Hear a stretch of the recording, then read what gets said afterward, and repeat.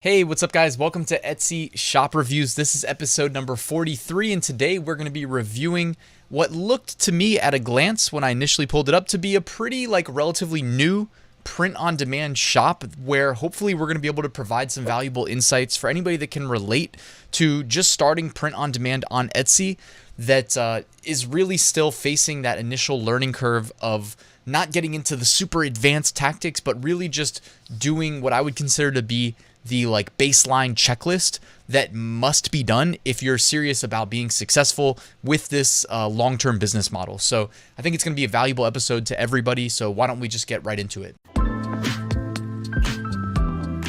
Real quick reminder, I've got some free resources for you in the description. Make sure to take advantage of the free weekly print-on-demand giveaway. 2 winners will be randomly selected and announced tomorrow during Top 5 Niches of the Week. Also, I've got an 8-day print-on-demand mini course delivered via email, completely free. Make sure you take advantage of that in the description. And I've got a great print-on-demand Facebook group, and the link is down there for you to click. All right, the Etsy shop is called Print's Wear Shop from Alberta, Canada. 65 sales, average 5-star review. Great job. I'll put a link to it in the description if anybody wants to check it out and follow along. No banner.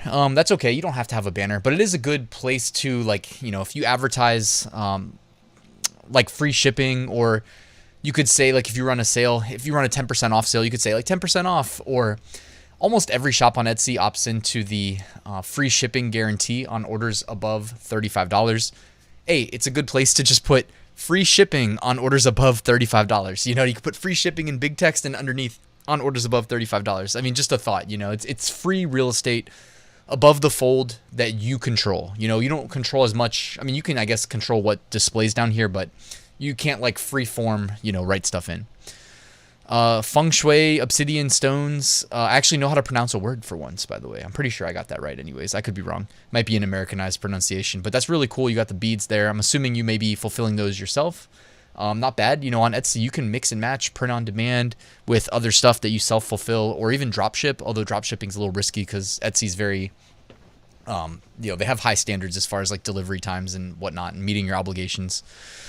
One thing I'm noticing is you have a lot of sections over here on the left-hand side, but they have between 1 and 13 items in there, even though you have almost 300 items listed for sale. So that's a little weird. I would update your sections or maybe even remove them because it just looks weird to see that you're not maintaining them. The sections can be updated very easily. If you go to your shop manager and go to listings, you can perform a search for the word t-shirt, and then select all and add them to a section for t-shirts. And then you can you can just do a keyword search for bracelet, then select all, move them into bracelets. Select coffee mugs, search for mugs, same thing. All right, so I'm seeing the Canadian dollar pricing. So I got to do the math in my head of is that okay? Got to do the conversion there. But I think it's still generally good advice, instead of charging 25 flat. I mean, I don't know the culture. I've only been to Canada a couple times, maybe twice, I think.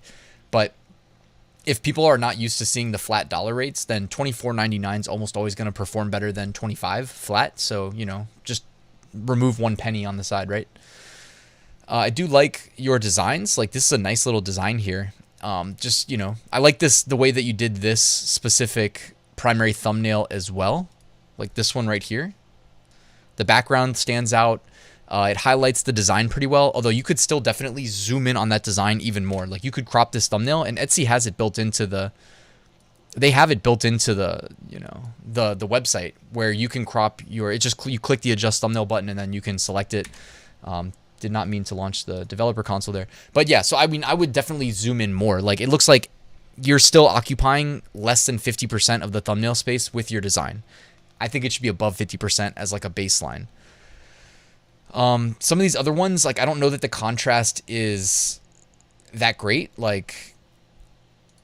I don't know. I mean, this is just personal opinion, right? But you only have that millisecond to wow somebody and make them click your listing instead of somebody else's.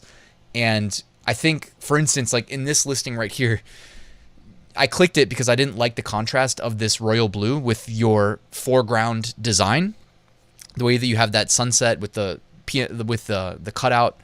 I think the design itself looks good, but here's the thing, right? You see right here behind me, this black shirt. Look how good it looks against a black shirt.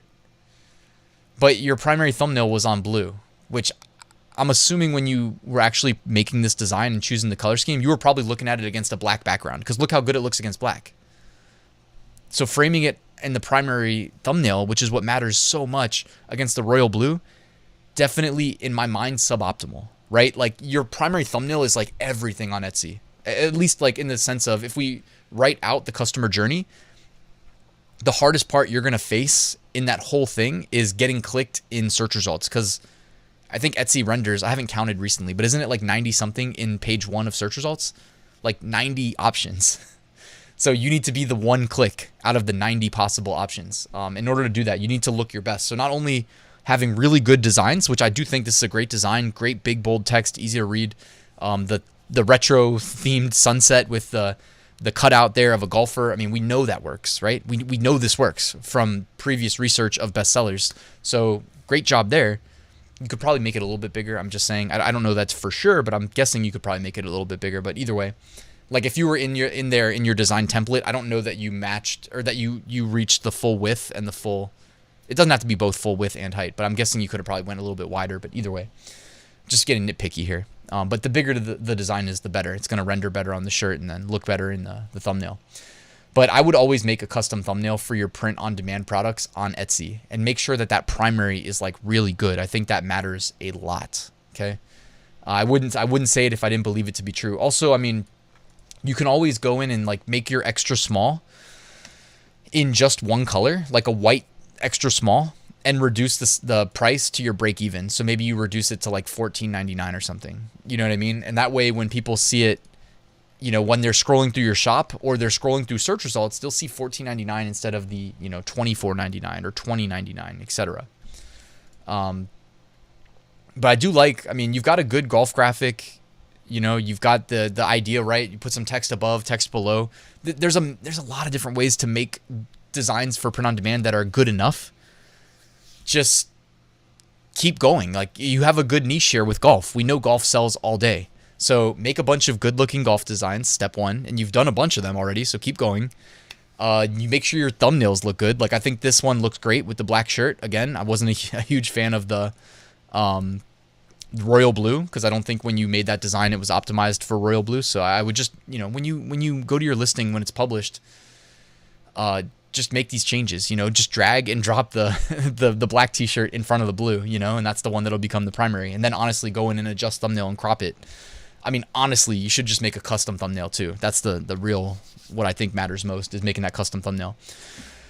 Also, honestly, when you have a male or a female wearing the shirt in a mock-up, I think it reduces the likelihood of somebody buying it for the opposite sex. Obviously, like, these can be unisex, but I'm just saying, again, if you consider the customer journey, they have so many options of what to buy. They're scrolling. If you see it being worn by a girl, you may not buy it for a guy. If you see it being worn by a guy, you may not buy it for a girl. I'm just saying, it's definitely not helping to have a human wearing it if it is meant to be a truly unisex shirt and unisex niche. You know, like loving your dog, that's unisex, right? So I would just put it on a flat mock-up, you know? But, I mean, honestly, I'm not a huge fan of these flat mock-ups that I'm pointing to behind me, so I would customize them. You can do it yourself. You can do it using some like bulk tools that I will shed some light on in some YouTube videos as I do my own kind of automated Etsy shop. Some of these too, like your custom thumbnails here, just need to be cropped. For instance, like these two right here are just so far zoomed out, like you can't even tell what's on the designs really. So you're not doing yourself any favors there. Like, it could be the best design in the world, but those thumbnails are really making it almost impossible to know what's even on there. And then even the contrast, though, the color scheme of the shirt versus the foreground design is not doing any favors either. This one's a good one, though, like a light background, dark foreground. You could also inverse that. Like, you could make the foreground little tree silhouette there green and make the shirt black. Either way, those are very complementary. So just always take that into account, because it sounds like we're being nitpicky, but like we're really seriously talking about this stuff because it matters. It makes a world of difference. Like, if you just look at, the thing is, you could also just do a keyword search. Like, you don't even need to watch these videos. Like, who does that, by the way? Takes time recording these videos and then tells you not to watch them. But I'm just saying, like, go to Etsy and do a keyword search. Look at the best sellers. What are they doing in common? Just learn from them. What are their price points? What color shirt are they doing in their primary thumbnail? How is their primary thumbnail cropped? Is the design distorted and at an angle, or is it straight on and centered and easy to read?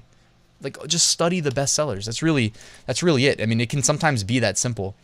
Not that it is that simple. I'm not trying to say it's that simple, but you know what I mean? Like, we can learn basic things that can have dramatic increases on click-through rates and conversion rates. And at scale, as we build this long-term business, those small wins, they add up, and then you get that snowball effect, okay? Because then Etsy starts trusting our shop, our listings, they start increasing the organic rank, and we start making a lot more sales, right? So that's what we really are after here.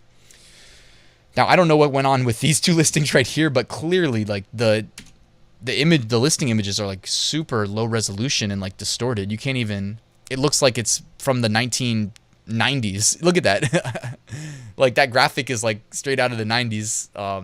It looks like the resolution is like a 300 by 300 pixel graphic that's being stretched to be like 1,000 by 1,000, you know? I mean, probably less than that. It's probably like 50 by 50 stretched to be 1,000 by 1,000.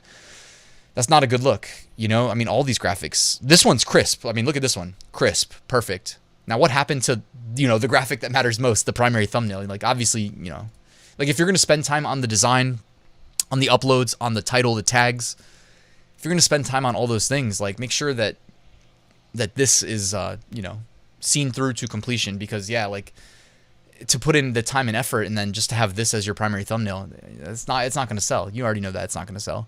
Same thing happened here. I don't know what happened. And by the way, I'm not trying to come down.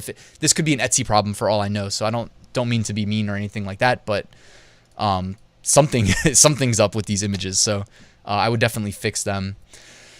Beyond that, I mean, consider running a sale. It seems like you've got free shipping on certain things, not all. Maybe consider doing free shipping on everything or nothing. I personally like to lean towards like running a sale and then also reminding people, hey, if you buy $35 or more, you get free shipping anyways from the Etsy free shipping guarantee. So that, I mean, honestly, that to me is a bigger win. If I can get you to buy 2 shirts from me instead of 1 and give you free shipping because you bought the second one because you had that incentive, I'm all about that. I love that. You know, that's what I want. And, you know, here's an example of some mugs. Looks like a similar mock-up to the previous one, except this mock-up looks great and it's not distorted. So really well done here with this mock-up. Just go fix those previous ones. All right, and I think we should pretty much wrap it up here. We've been going on for a while here, but I do like the trajectory that you're on with your shop. I think it has potential. Keep it up. Keep improving those primary thumbnails. That's like the biggest low-hanging fruit that you can do to increase your sales right away is those primary thumbnails, making them good, making them let that design shine, okay? Like, crop them. Even if you have the custom thumbnails that you already like, go in, adjust thumbnail, crop, zoom in, make the design shine. But great job with this, guys. As I sign off, though, real quick reminder, I do have a full print-on-demand course called Ryan's Method Dropshipped Print on Demand. I call it the #1 print-on-demand course on the internet, and I stand by that. Check it out. It has my full Etsy course, as well as my Amazon course, eBay course, niche research course, design course, automation course. They're all rolled up into one, called Dropshipped Print on Demand course. It's in the description if you want to check it out. But everybody, please hit that like and subscribe button, and I will see you tomorrow with a new Top 5 Niches of the Week video.